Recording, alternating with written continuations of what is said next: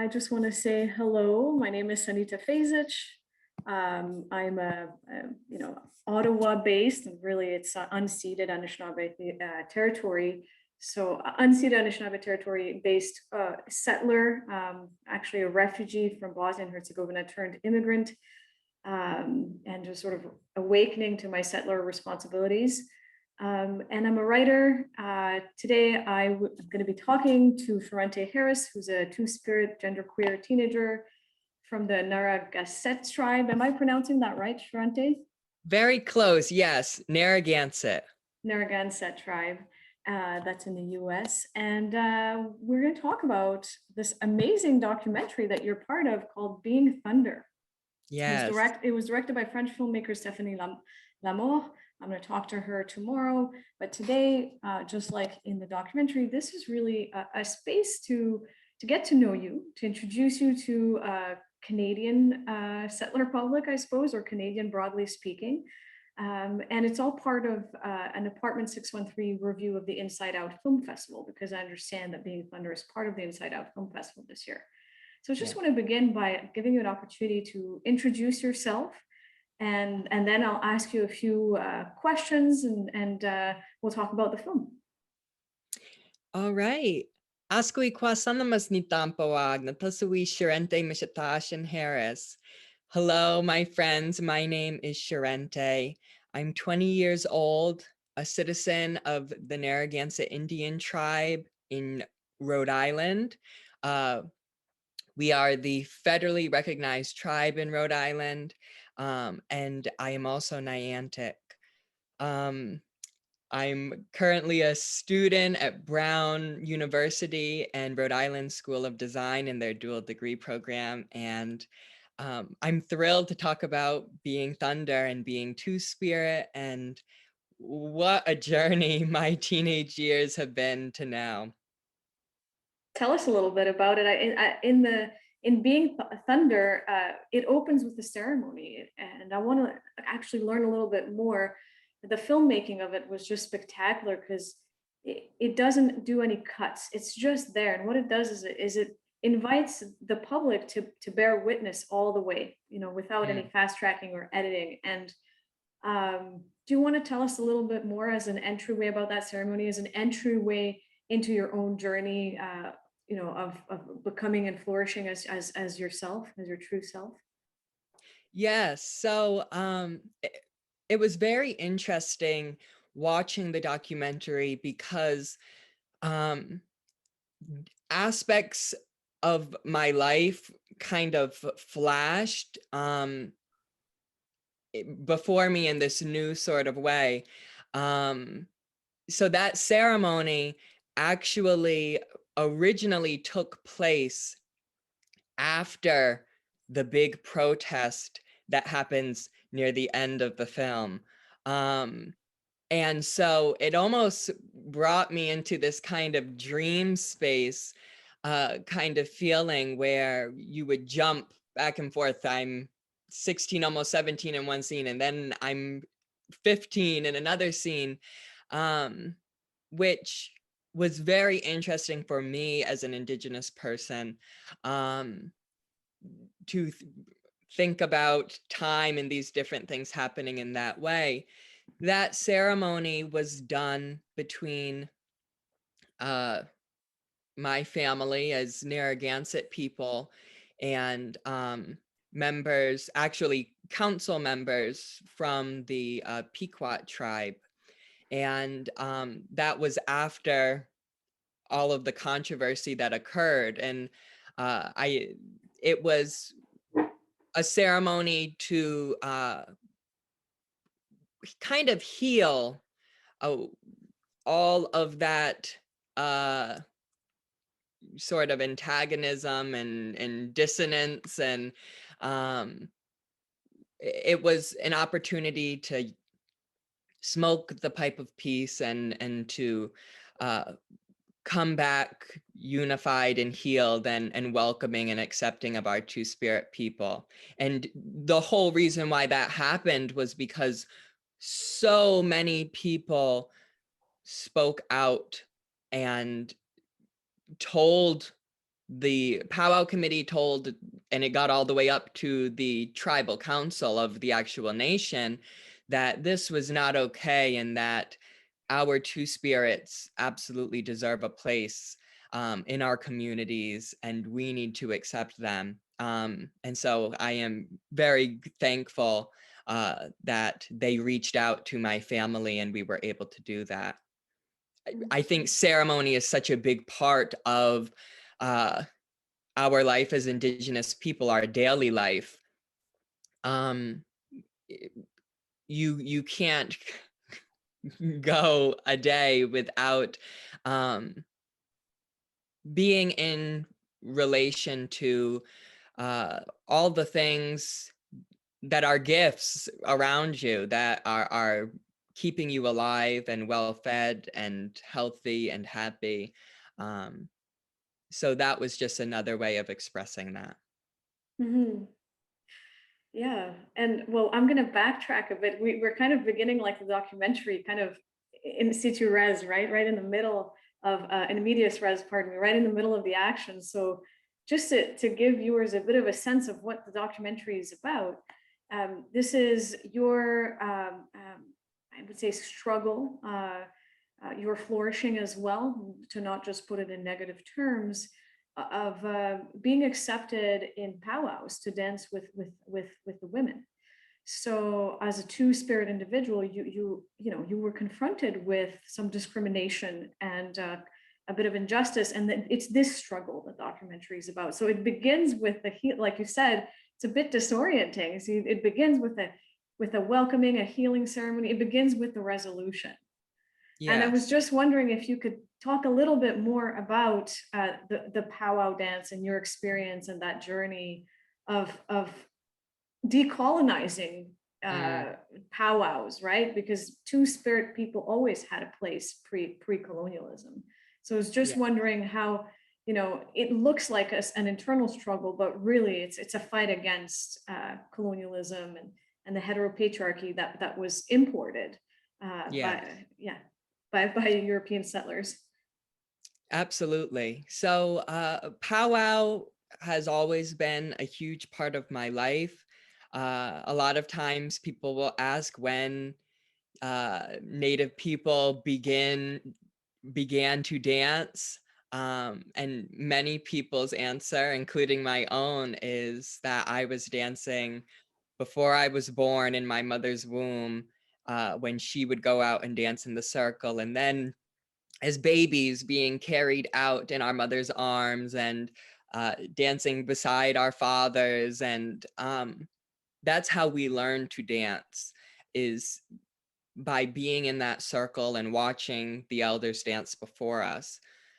Um, Today, powwows are big intertribal gatherings where uh, people meet back together and celebrate.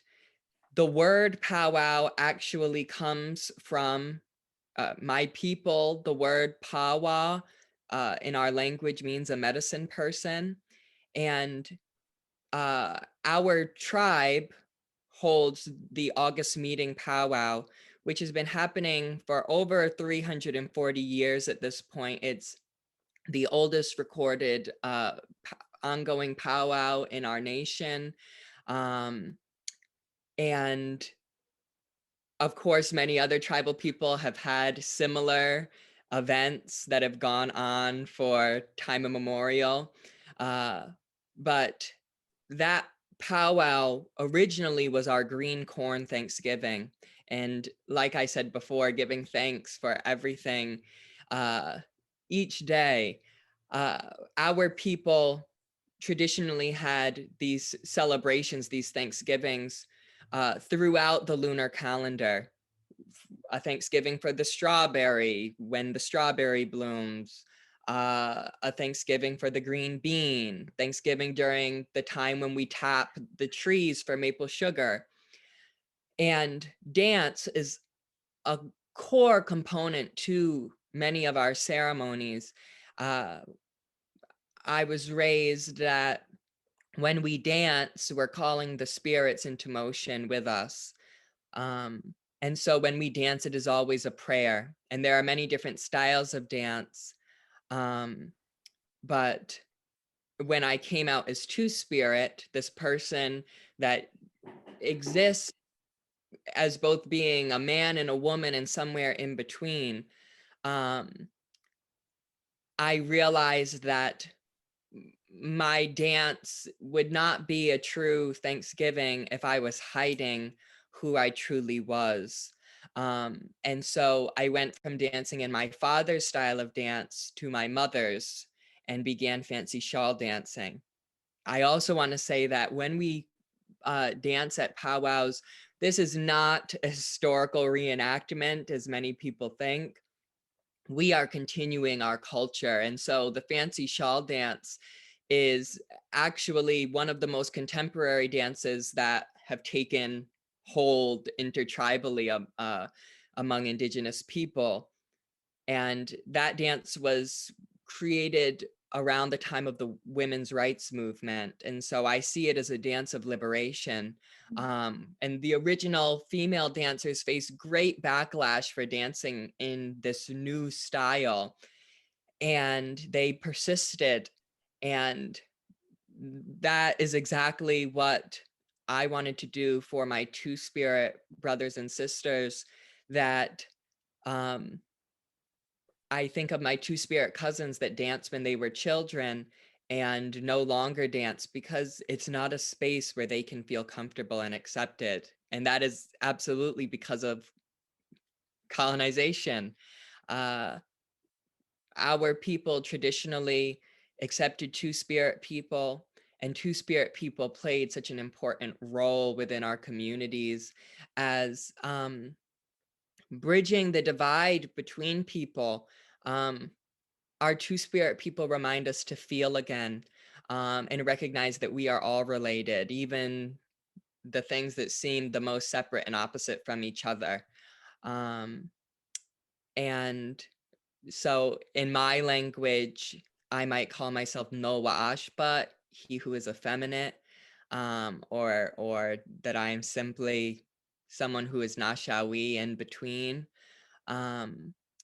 But it's important that we remember, as I make all of this change in our communities, that at the end of the day, I'm really reminding our people of who we were and who we have always been, but colonization has taught us to be ashamed of and to put away. Thanks for mentioning that. I was actually kind of I looked at your TED talk and I absolutely loved it, you know, and I got to know you a little bit through these mediums. First, being Thunder, I watched you dance and you were stunning. Please let me just say that I loved it.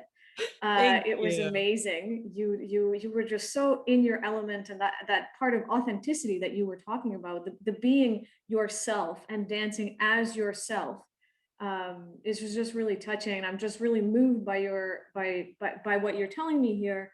My next question is actually coming out of the press release. So the first point of contact I had with you was through this press release asking me to watch Being Thunder. You know, I hadn't encountered your dance or your intellectual work, which I did through TED.com. So you know, the language of it was almost gave pause to me because it said Two-Spirit and genderqueer, and I thought that's really interesting. So, for example, just a little bit about me. I feel like you've given me so much. I'm an androgynous lesbian from Bosnia and Herzegovina. When I was 7 years old, there was a genocide in my country because we're Muslim. And so even though we were the same people, there's a constant amount of bloodshed because in the 15th century, the Ottoman Empire, which is today Turkey, invaded Europe, and that part of Central Europe just sort of converted to Islam. It's always been a sort of a point of contention within those peoples. And so my Bosniak people, you know, we experienced the siege, a genocide. I was a refugee across 3 countries, immigrated to Canada, and I'm just sort of over the last decade, I would say, starting to realize that I'm not just an immigrant. I'm actually a settler with all kinds of responsibilities. And you know, I pursue a PhD in cultural studies, and I specialize in social and ecological justice and how that manifests in cultural productions like Being Thunder. And so for me, I'm super sensitive to language. And I was wondering, So I identify, for example, as an androgynous lesbian. So you might, some people might say genderqueer. I say androgynous. What I really mean is there's a kind of fluidity. I can't really center myself in one or the other. And it's always been like that. And it was always uncomfortable as a child. I never really felt fantastic in a dress. I did it in order to fit in. I never really felt super fantastic wearing a ton of makeup, but I did it to fit in. And you sort of get to sort of manifest who you really are over time. And what I love about you, first of all, is that you were able to do that kind of work at such a young age. It's unbelievable the level of courage that you have, what you were up against, and what you're representing today. So I'm just so honored to be in your presence. I'm wondering if you could talk a little bit more about why this press release says two-spirit and genderqueer, for example. And if you could tell me a little bit, I've done my own research, but I really want to give you the voice about what distinguishes, two-spirit Indigenous identities compared to, the LGBTQ sort of more Western ways of manifesting sexuality and the subcultures that are there, and why ultimately you've chosen the language of both. Yes. So normally I only identify myself as two spirit. And I mean, that has changed over time. Um, Maybe if you talk to me back however many years ago, I might also say I'm gay. Um, the but even during that time, I really identified as two spirit.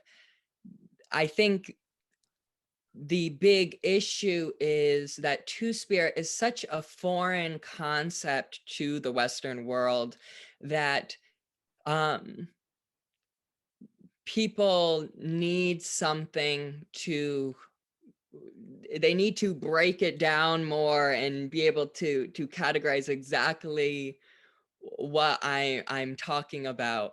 Um, Two spirit people, the term two spirit is a contemporary term, obviously. Um, it has such a wide breadth in who it is talking about, because if you're Indigenous and you're gay, you might identify as two spirit. If you're Indigenous and you're trans, you might identify as two spirit.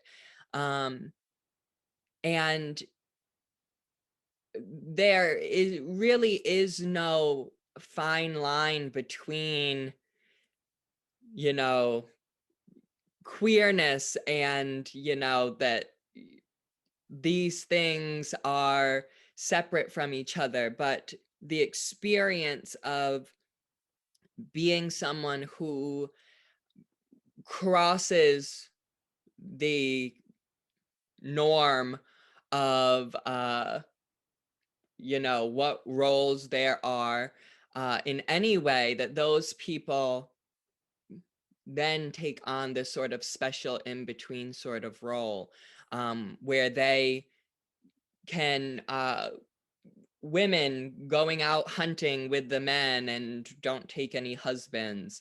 um so when I presume that the reason why it also says gender queer is to more specifically kind of explain and express what someone might see or understand when they see me.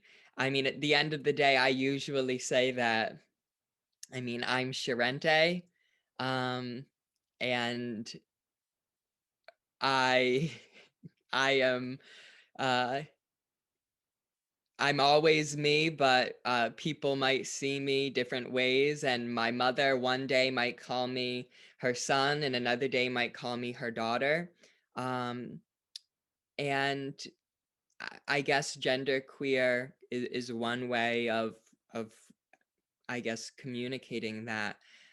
I think what I love about Two Spirit is that it doesn't get overly um, concerned with pinning down that I'm exactly this, but it still does do what is so important for these different terms, which is it speaks to and makes me as an Indigenous person, and a Indigenous queer person feel seen and feel like I have a space, to feel like I am normal and that this is okay, that there are other people like me and this is who we are. Um, and um, you know, I've wondered a lot about, you know, Two Spirit and its place as this very ambiguous sort of term. And what it always makes me think back to is, I mean, colonialism and the Western world being so preoccupied with hierarchies, um, and this very cerebral thinking, not feeling, uh, hyper categorizing, as opposed to, um, when I think of my people, when we, one of our sayings is "Wanitunata," which means my heart is good. Um, and there's this strong emphasis on, um, understanding and knowing through feeling, and through an innate sort of knowing and, communicating with, as opposed to getting stuck in ideals and a sort of programmatic way of understanding different people, um, to understand people as you understand yourself. And instead of this hierarchy, um, everything starts to fall on a sort of even plane, um, where everything starts to coalesce. And the plants are our relations just as much as the animals are our relations, um, and the earth is our relation, um, instead of man being above the beast and, uh, owner of the earth. Um, and I think that even goes into this realm of when we think about gender, um, that there's so much fluidity to it. How can we possibly break it down in a way I that, I yeah, love is, everything you're saying. That's you're essentially sort of summarizing my PhD work and my work as a writer and playwright. It's about deconstructing and really collapsing not only these sort of Western colonial, male, phallocentric, patriarchal warring, this need to dominate, but opening ourselves up to ways of being, knowing, and relating in the world that are intuitive, perhaps feminine, that are of the heart, that are deeply relational. And I think I love that you're associating that to spirit and this immediate breakage of boundaries, right? It's not human versus non-human or nature versus culture, male versus female, but it's a bringing together of all of that. And so as a result, you know, if you are in that state of being, in that state of relationality, you want to share power. You don't want to dominate or give up power. You want to share power. And speaking of that, yet another leeway.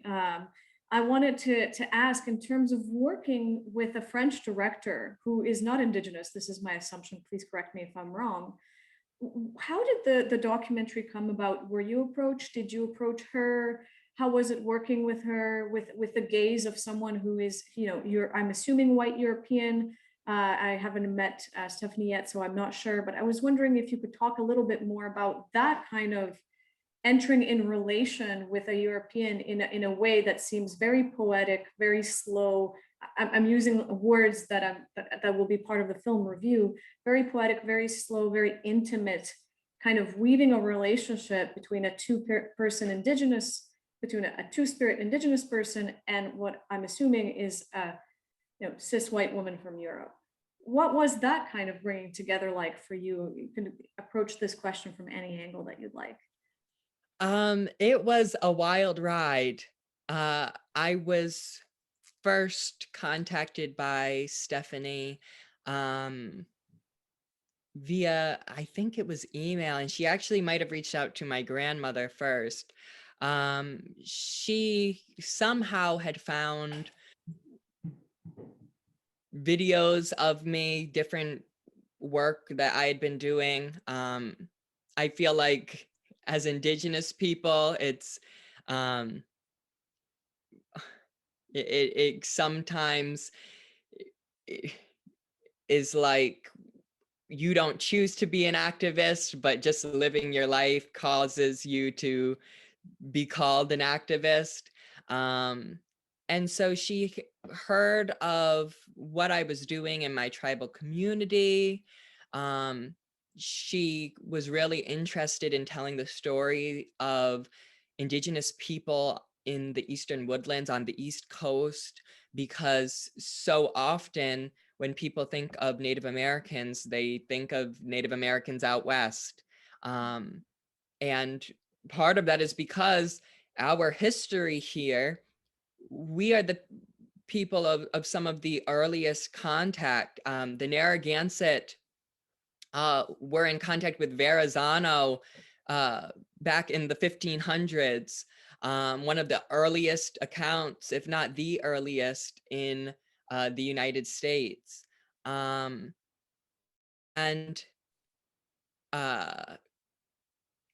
of course, Verrazano says that the Narragansett were the most beautiful people that he had seen on his entire voyage, which I guess Stephanie Lamore seemed to see herself, and she originally wanted to do a project about a lot of different Indigenous people, it seemed, and then she wanted to focus it in.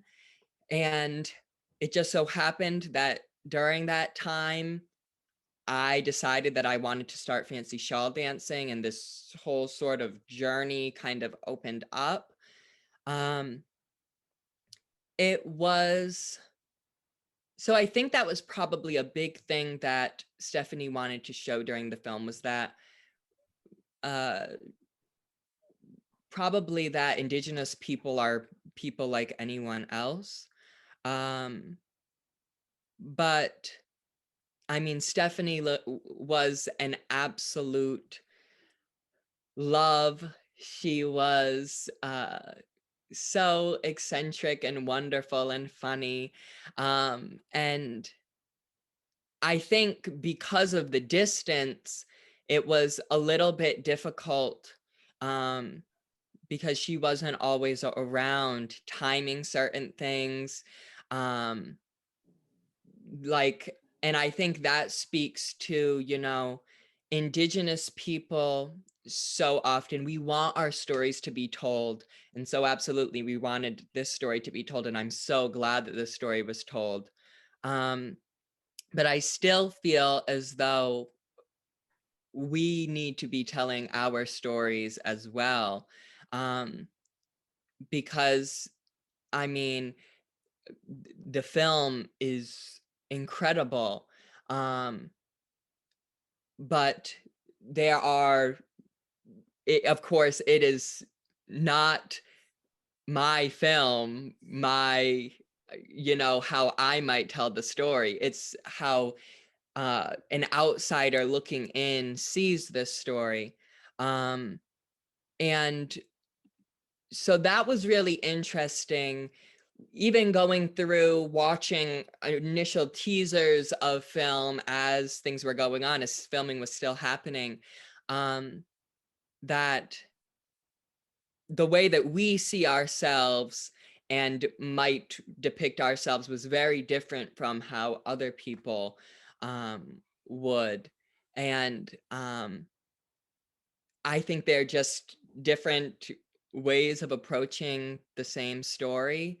And I am really blessed that Stephanie was actually able to so beautifully capture myself and my family in a way that is authentic to us and to our tribal nation. I think also sometimes it was really interesting as Indigenous people, there's so much that people don't understand about us. And so I come from a family of educators, and so it is a constant education in teaching people. Um, and the film really puts a lot of that on the back burner. We had done interviews, and none of those interviews are in the film. Everything is kind of explained through real life moments and interactions. And I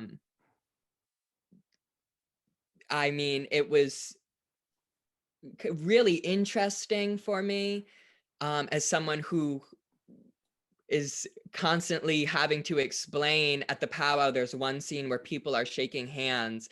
And, you know, I would go and explain how this is something that we do each year for condolences to those that have lost loved ones in the past year.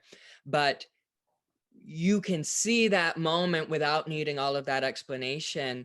And there's actually a sort of wonder to it without feeling the need to make it palatable to people outside of our tribal community. Not everything needs to be so intricately understood as maybe we understand it. So it was a very interesting collaboration, and a very, very wonderful turnout. I just want to, before we close, I want to mention something that you may have heard of in the news. It coming from Canada a few days ago. The bodies of 215 Indigenous students, as part of a residential school, were uncovered, and it was a shock for some people. You know, a sudden shock, particularly settlers. For Indigenous people, it's just you know, ongoing grief and the rage and the horror and of what is obviously, to those who are informed, whether they're settlers or those who are Indigenous or Métis, know that Canada was built on a genocidal history of colonialism. So, you know, and this kind of colonialism continues to manifest itself. Often it's positioned in the past, but the past is kind of, it's like those ghosts, those dead bodies, they're still resurfacing. And we know that, for example, in Canada, as in the US, Indigenous people are often doing the work, not just of educating, like you said, but these are the frontline activists, pardon me, frontline workers, I said, but really, in a way, it is work. It's frontline activism, particularly for, you know, environmental and ecological stuff, but also murdered and missing Indigenous women and other you know, and violence is also against Indigenous men. It's just not only women, but murdered and missing Indigenous women are an ongoing crisis in Canada, and I assume in the US as well. And I'm just wondering if you had any thoughts in terms of what can be done as more and more people awaken to this genocidal history, the ongoing colonialisms.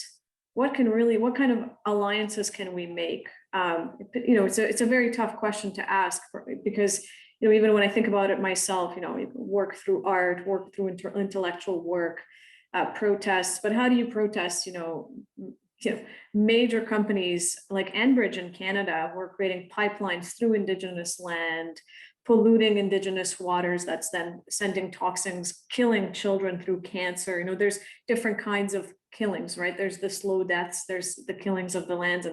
And you know, as an immigrant settler coming from a genocide in my own lifetime, this is not theoretical for me. This is my lived reality. You know, stolen land, that's where I come from. And then I ended up on stolen land. This was not what we wanted, it's what happened.